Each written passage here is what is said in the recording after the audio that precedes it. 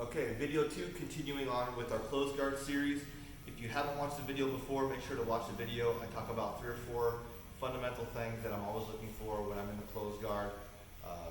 So just watch that video again, for the first one, and then we'll just continue on from there.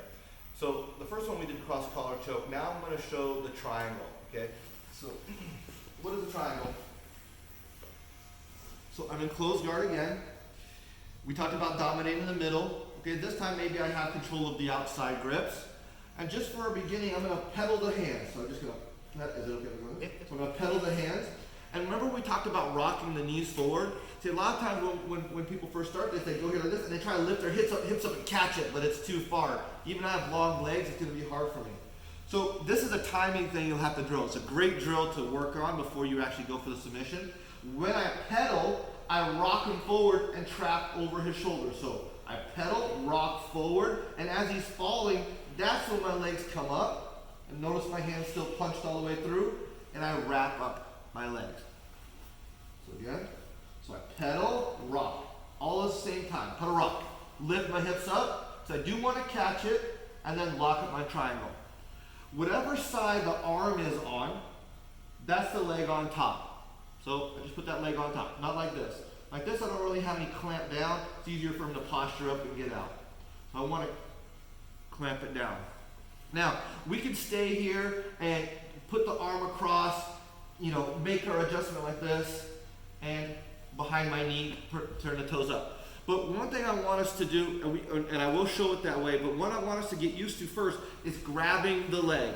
Here's what I mean. So punch, boom. As soon as I'm here, the first thing I want to do, the hand that is on the opposite side of the arm, I want to reach inside and grab the leg like this. Okay? If you see it's giving me the angle, it's going to be easier, especially if you don't have long legs, to put your knee underneath your ankle underneath your knee. So let me show that again. So as soon as you lock up your legs, this one on top, I want you to reach for the opposite side of his legs. Here. Boom, and I reach for the opposite side. And I use that to pull myself in as I slide my ankle down, like this. Now, I don't want to let myself get rolled over like this. It's okay, but I want to keep my hips right underneath my knees. So I just scoot out, and then toes up. So underneath my knee, this heel down, toes up, and then squeeze. So I'm here, underneath my knee. If you can't put it underneath your knee, put it as close to your knee as your knee as possible. Squeeze your knees together, and this foot goes out. The triangle, come on here. The triangle is an easy submission, but there are quite a few nuances to it. But once you drill it over and over again, it all becomes very simple. So here, boom, and then catch the leg right away. So bring yourself over. And as I'm doing that, look at my legs. I slide it down. Heels down, toes up, and then pinch. Okay, that's one way I want us to do it. If you want to drill like the individual mechanics, this is another way I'd like us to also understand how to get to the triangle. The beginning is always the same, but now let's say I can't catch the leg or I forget to catch the leg.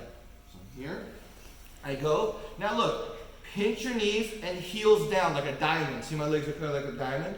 Pinch your knees and heels down. Because one thing I don't want them to do is to posture up like this. So pinch knees, heels down, and control the head. Sometimes what people are going to do, they're going to try and stack you. Right? If you feel that, just put your hand on your knees and wiggle walk your shoulder back until your knees are above your hips. I don't want to finish a triangle like this. Even if I have long legs, I don't want to finish like this. I want my knees above my hips. Because what that's doing, is that's putting his weight more on his arm.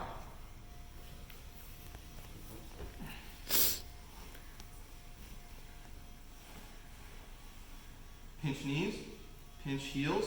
If he tries to stack you, frame, wiggle, walk back. Because see, now look, he's bowing onto his arm basically.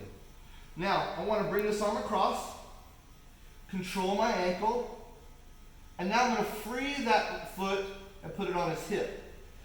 Put it on his hip, not the mat. Because what I'm going to do is I'm going to try and create that angle without grabbing the leg. But if I put it like this and I scoot, he's just going to follow me or pull his arm out. So I want to put the foot on the hip and pinch my knee here. So now I can get the angle a little better. And then I do the same connection, toes up, heels down. I'm gonna add one detail now. When I go here and I lock my feet as a diamond, to ensure that he doesn't posture up, I also like to control the head. If I can do this, all these transitions while holding the head, that's the best. So how would that look? I go here, I hold one side, I push the elbow through.